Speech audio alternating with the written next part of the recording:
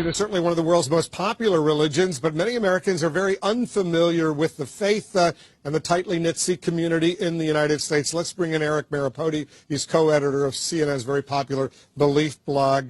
Tell us a little bit about the Sikh faith. What's going on with this religion? About 700,000 Sikhs in the United States, 25 million worldwide. Yeah, that's right. Well, if that makes it the fifth most popular religion in the world, it comes out of India about 500 years ago. It's a monotheistic faith, which means they believe in one God.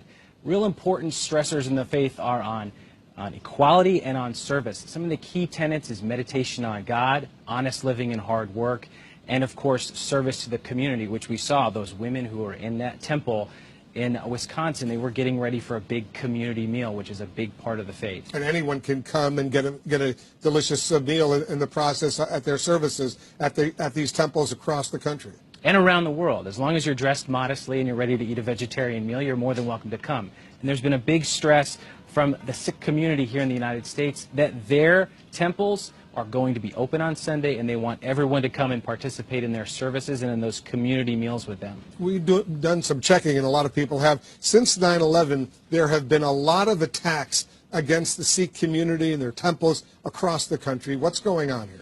A lot of that comes from one of the most public displays of the faith. Men and women who are baptized into the Sikh faith let their hair grow long. They never cut it. The men in particular wrap their hair in turbans. Of course, after 9/11, when we saw those al-Qaeda leaders who had bastardized Islam, wore turbans, Osama bin Laden, Ayman al-Zawahiri. And so when people went out trying to commit a hate crime against Muslims, what we found is that Sikhs were the ones who were attacked in the United States, because many Muslim men here in the United States don't wear the turban. It's not fashionable. But for Sikhs, it's not about fashion, it's about their faith, and it's an important article of their faith. How is the community across the country reacting, and what about worldwide?